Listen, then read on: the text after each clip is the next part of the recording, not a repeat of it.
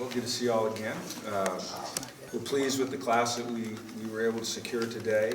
I think that it's a group of really fine young men who represent the standards and excellence of UCLA, academically, athletically, and from a character standpoint. And I think the Bruin Nation will be very, very happy when they get to know these guys a little bit better. A lot goes into putting a class together. There's a lot of people behind the scenes that don't get the credit that they deserve, and I would like to start by just mentioning a couple of them. You know, our travel department, led by Audrey Castillo, does an amazing job. You know, they've got 10 coaches traveling across the country. They're trying to secure flights, change flights, get cars, get hotels.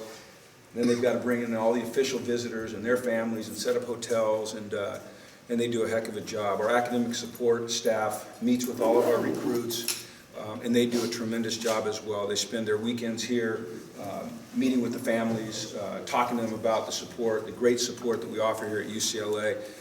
We spend over $1.5 million as a department on academic support for our student athletes, and I think that's one of the reasons that we do so well. As an example of that, 43 of our football players made the honor roll during the fall quarter, and all but one of our freshmen made scholarship players made the honor roll, and the guy that didn't had a 2.9. I think that's just a great credit to those young men. I think it's a great credit to the people that work in our academic support.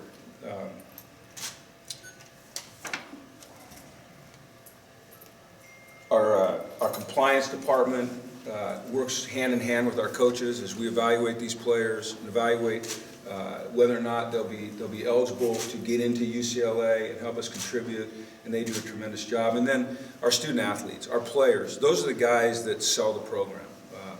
You know, they are great representatives of what we're trying to do from a culture standpoint.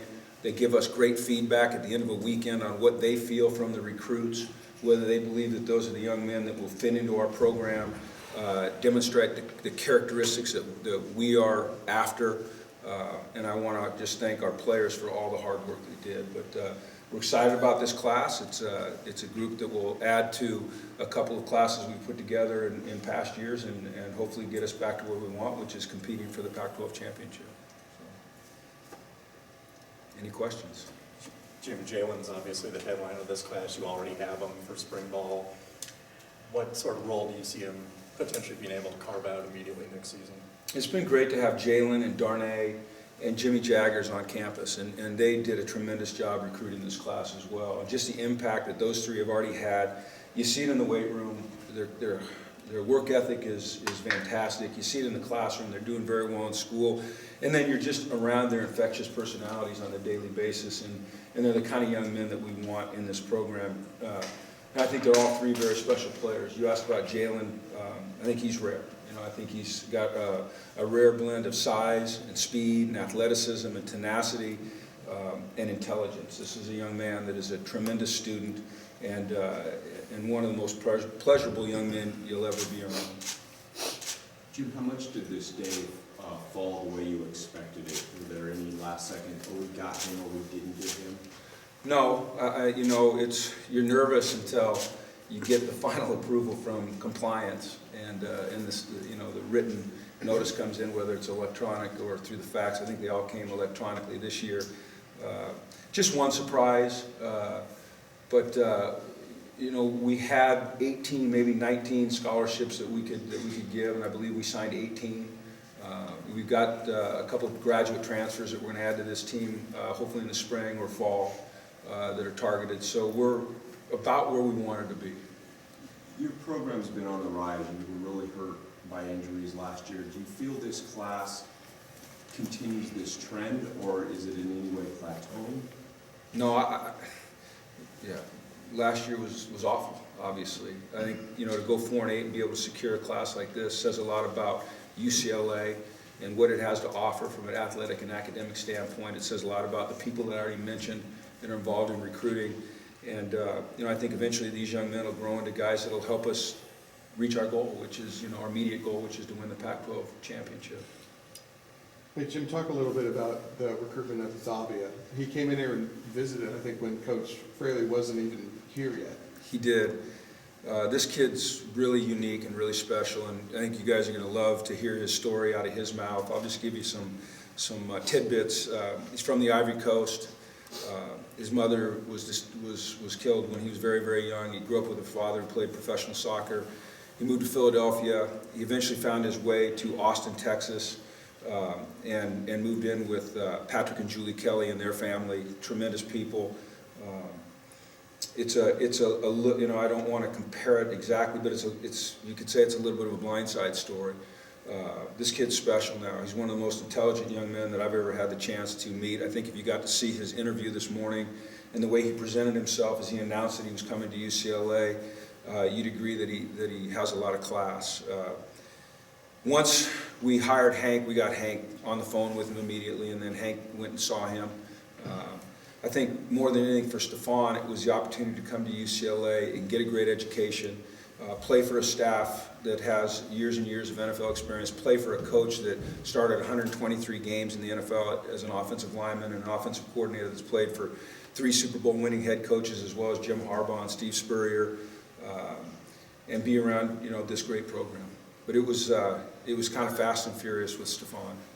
He was ruled ineligible, I think, twice out of his last 3 years there. Is there any... He was what? Ruled ineligible, Okay. like twice out of his last 3 years there. Once transfer, and then last year it was because it was his 5th year or whatever. Is there any concern about, I don't want to say like his academics or whatever, but the transferring to UCLA, and how's transcript will get in? Well, he's not transferring to UCLA. Or getting into UCLA? Yeah, he's not transferring here. He's a freshman enrolling here. And there's concerns about all these guys. We want to make sure they finish their high school careers strong. This guy has a very unique case. You know, I'll say this about UCLA and about our admissions process. I believe this to be true. You can confirm it, but there's only 3 schools in the country, us, Stanford, and Northwestern, I believe it is, that require the student athletes to be admitted before we can send them a national letter of intent. That used to be the case at USC, but Pete Carroll was able to get that changed. So we have very high standards here, and the people here believe in Stefan, and we believe that when we surround him with support that we offer, and knowing how motivated he is as a young man, and how intelligent he is, that he's going to thrive in this environment. I'll be very surprised if he doesn't thrive in this environment. What's a part of this? You've said to us many times about how much you love college athletics compared to the pros. You don't get this element in the pros and going into homes. Is it a relief? Do you love it? Do you hate it? Where's your heart with this whole system? It depends at what time of what day you ask me. You know, I do love the home visits. I enjoy building the relationships with these people. You know, typically our relationships with most of these people start when they're sophomores or juniors in high school. And so we get to know them and their families very, very well. And that's a lot of fun. What's not fun is when you've built a relationship with a young man and his family and they decide to go elsewhere for whatever reason. That makes it tough. But it's exciting, you know, and it's exciting to see where they started and then where they are when they leave UCLA. And as we know, we've had tremendous success with these guys going on and having successful careers in the NFL. And the ones that haven't had a chance to play in the NFL have had success in whatever endeavor that they, pursued. So for me, it's very, very rewarding. It's also a day where you'll look back and say, boy, we missed it on that kid. He's better than we thought, or he wasn't as high. How long does that process usually take? Here's what's interesting is that we don't look at rankings other than just to get a general idea of how people around the country view our players. We trust our eyes. We have over 80 years of evaluating and playing experience at the highest level, the NFL level. And so we try to evaluate, as an NFL staff would. And that involves evaluating character, certainly, potential. You're guessing on some things. You're predicting where they may end up. But we trust our eyes and our evaluations, and we feel really good about these guys. We maybe are looking for different traits than other teams. And I was fortunate to work for one of the great evaluators of all time, in Bill Walsh. And Bill would always emphasize to us, don't tell me what he can't do, show me what he can do. And if he can do it once, then we can get him to do it all the time. And he would say, show me the traits that are going to make him a great San Francisco 49er. what are the character traits, what are the athletic traits, what are the personality traits that are going to make him a great 49er. And if you can't demonstrate that to me, then don't bring him to the table. Have a plan for him. You know, where do you see this? He used to say, where's this guy going to be 3 weeks into training camp, 3 games into the season, 3 years into his career? And so we try to use the same formula. It's a little bit harder when you're dealing with a 16, 17, 18-year-old than a 22-year-old, 23-year-old, but we try to apply the same thing. Jim, you mentioned, you know, the infectious personality of a guy like Darnay. You didn't bring in any receivers. Do you anticipate maybe him having a role on the offense? Potentially, yeah. We purposely, well, you know, we tried to get a receiver, one guy that we pursued pretty hard. He decided to go elsewhere. We wish him luck. But that was not a position where we felt, you know, it was imperative that we add numbers. And with the limited scholarships we had available, we had to make some tough choices. So we did not sign a running back, nor did we sign a receiver. Had a couple guys decided to come here, we would have gladly taken them, but they chose to go elsewhere.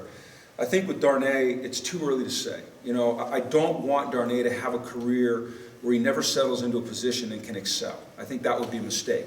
I also think it would be a mistake not to take a guy like Darnay who has the explosive skill set with the ball in his hands and not use it. So time will tell how much he has the ball in his hand from an offensive standpoint or a return standpoint, but he will have it in his hands.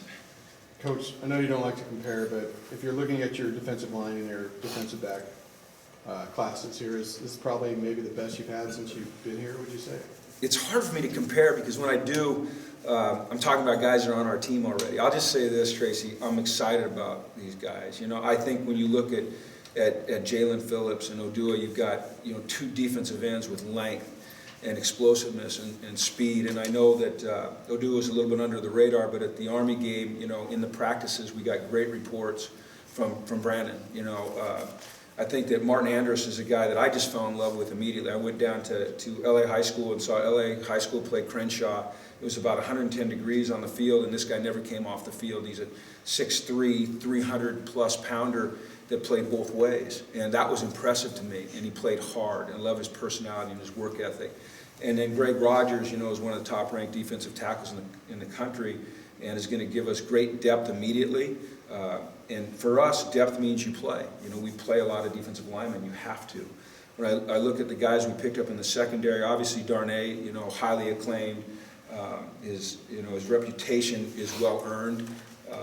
You talk about Elijah Gates. I think, you know, he's one of the top corners in the country, and, you know, probably a little bit undersold.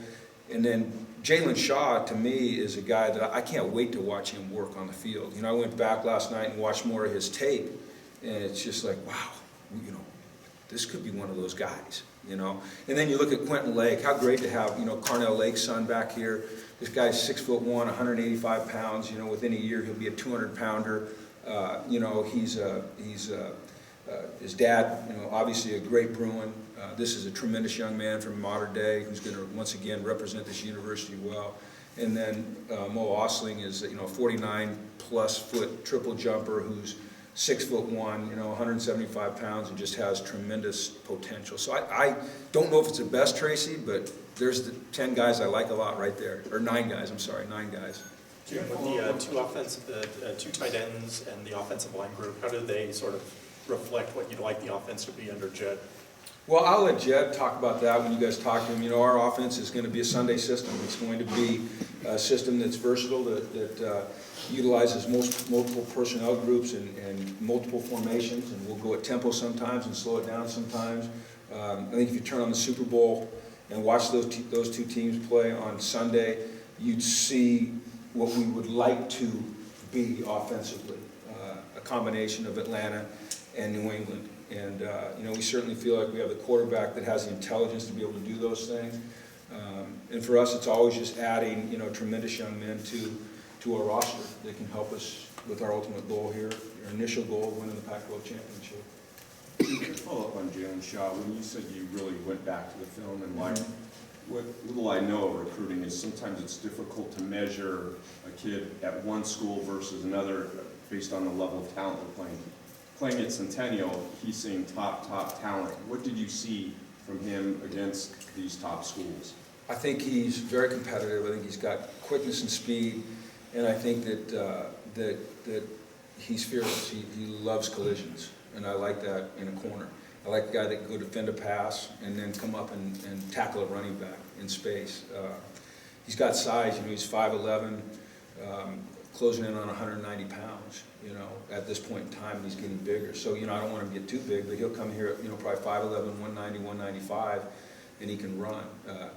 It's interesting, different positions you evaluate different ways. With a corner or a receiver, it's not always the level of competition that they're going against. You're looking at their skill set, their speed, their quickness, their ability to get in and out of a cut, break on a ball, catch a pass at its high point, break up a pass, things like that. When you're evaluating, more collision positions, offensive and defensive line, running back, tight end, those types of things, then the level of competition comes more into play. You mentioned grad transfers. Do you have any commitments there yet, or? I don't believe I'm allowed to speak to that yet, but we have a great plan in place, and it's something that we want to be able to do we've got a very, very young team. If you look at our roster, a lot of young players, and that's great.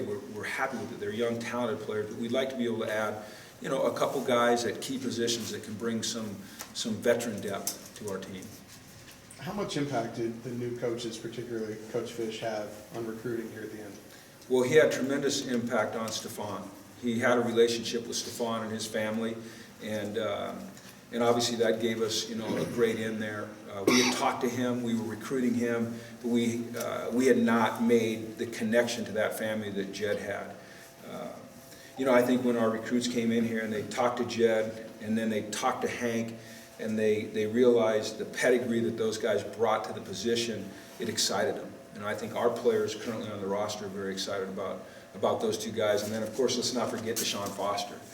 We did not sign a running back, but I'll tell you what, this is as great as any signing today. The signing of Deshaun Foster ranks right up there at the top. Just to be able to bring back a great Bruin, a great person, a guy that went and played 8 years in the NFL, then came back to UCLA and earned his degree. This is what you want your players to be like, Deshaun Foster. Did you meet with the players and do your evaluations? Do you know, is everybody coming back? Do you have a count who's not coming back? I do. In general. I don't have specifics. It's ever-changing, it's fluid, So there will be some players leaving from the current roster. Well, there'll be some players coming in for sure, and it's hard for me to say, but there's always attrition. There just always is, for a reason that you can never anticipate. And I think you have to plan a little bit for it. You have to anticipate it a little bit. You hope it doesn't happen. We want all these young men to stay here, play for UCLA, get their degree. But the reality of the situation is with every program is sometimes there is attrition. Jim, any sort of bigger picture trends in recruiting you noticed this year, stuff that when you're at the coaches convention and you're talking to other guys, or just things you saw? I think that the NCAA allowing us to text was a big thing. It opened up a lot of communication for us. When you direct message on Twitter, you get how many characters you get on Twitter? 140 characters. But when you text, you can actually hold a conversation. And it's, I have young kids and kind of have a feel for their, that age group. And it's interesting, but they believe texting to be talking, and so you can text and they think you're talking. For us, for the older ones of us, like, Tracy here, we need voice to voice to consider it talking, but this younger generation considers texting talking, which was interesting.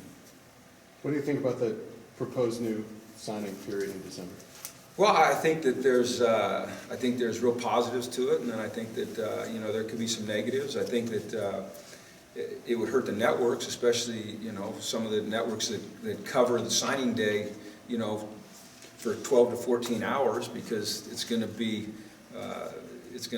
watered down a little bit on, a day like today. But for us, I haven't evaluated it yet. When they make a decision, then we'll go with that decision. Right now, that's in someone else's hands, and I don't have anything to do with it at this point in time. You guys have a new apparel deal that kicks in this summer. How big, or what was Under Armour's kind of received within the recruits when you? Very, very well. We're an Adidas team, and we're proud that we're an Adidas team right now, and Adidas has done a tremendous job for us. But we will be switching, obviously, apparel companies. And there was no negative feedback, there was only positive feedback. And I think that, you know, Dan and our staff that made that decision did a tremendous job of understanding all the ramifications of this deal, and I think it's a real big plus for UCLA. Along those same lines, that facility, a lot of kids told me that they liked it a lot. It seems like it's ahead of schedule. How big is that, and is it ahead of schedule? What's today, February 1st? I was told that on June 1st we would be moved in. So that is a little bit ahead of schedule. Now we have to, you know, consider there may be some rain days, but they're doing a marvelous job over there. The guys that are working on that are ahead of schedule. Rip Shear has done a tremendous job of spearheading that project. I mean, when you guys hopefully at some point will get a chance to go through it, and it's beautiful. It's amazing. And it's, you know, a lot of kids tell us that it was the top facility that they'd seen on their recruiting trip. So that's a real bonus for us going forward. You did sign another quarterback, and you have to find a backup quarterback, considering what happened this past season. So how will that pan out in the spring ball as far as the competition and stuff? Well, we have 3 that are here now on scholarship, plus a couple of walk-on guys. And then we're bringing in Austin Burton. And so, you know, we're really happy with Matt Lynch, and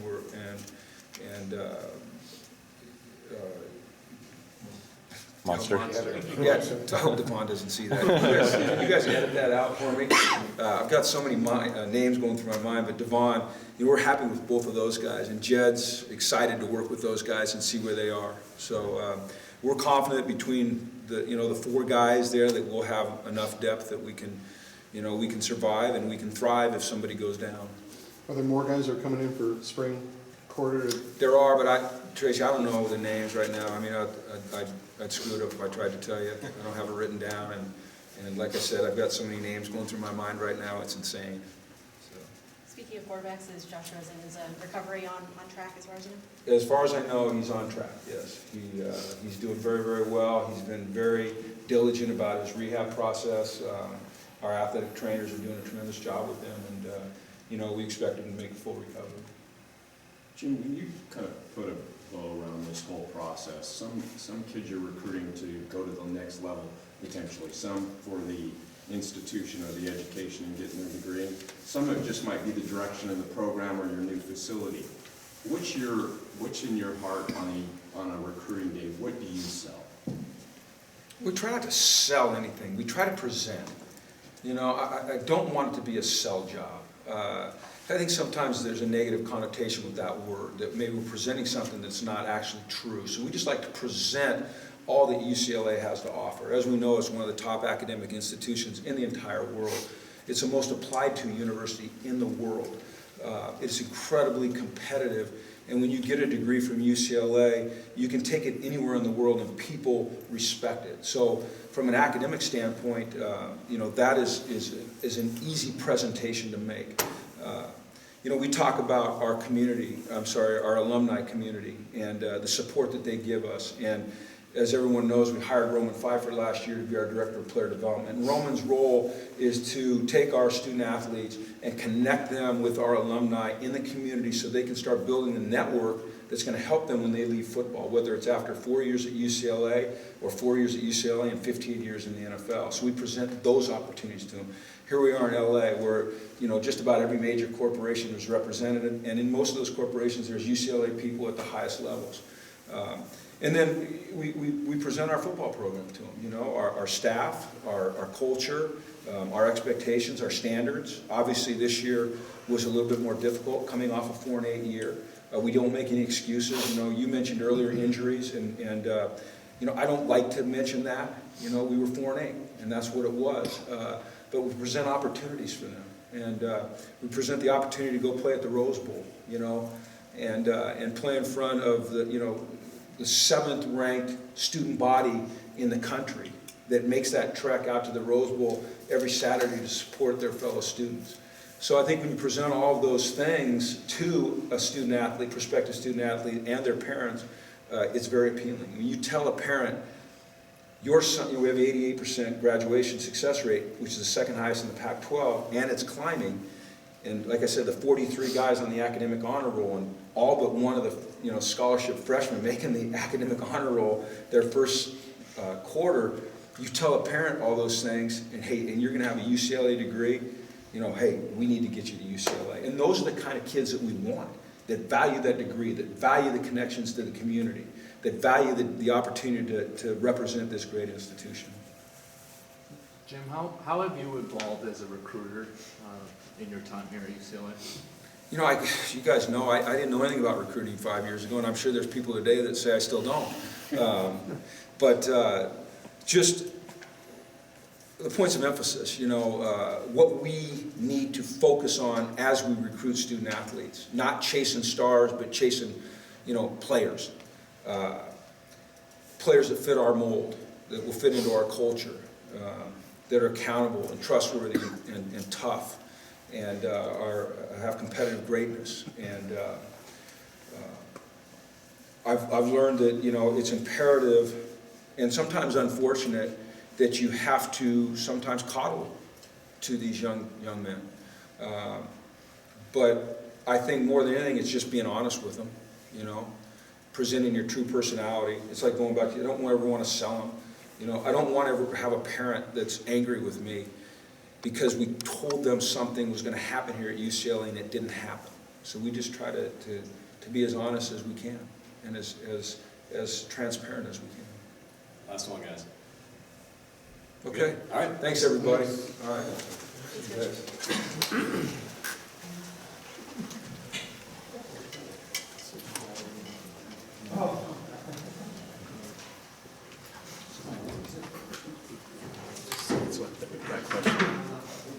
What the one did you say? You didn't say